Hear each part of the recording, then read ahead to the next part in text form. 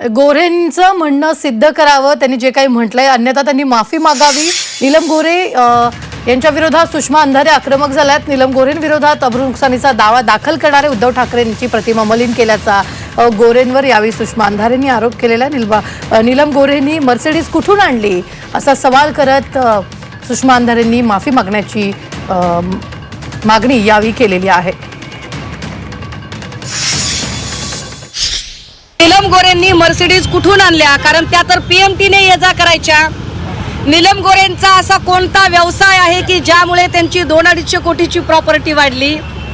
नीलम गोऱ्हेंची खाती सुद्धा तपासावी लागतील आता, भारतातली आणि भारताच्या बाहेरची, लंडन वगैरे कुठलीही।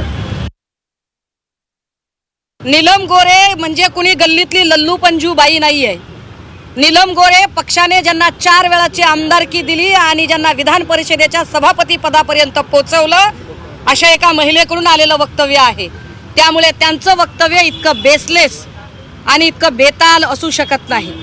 त्यांनी त्यांचं म्हणणं सिद्ध करावं लागेल, ते कोर्टात सिद्ध करावं लागेल, अन्यथा नाक घासून माफी मागावी लागेल।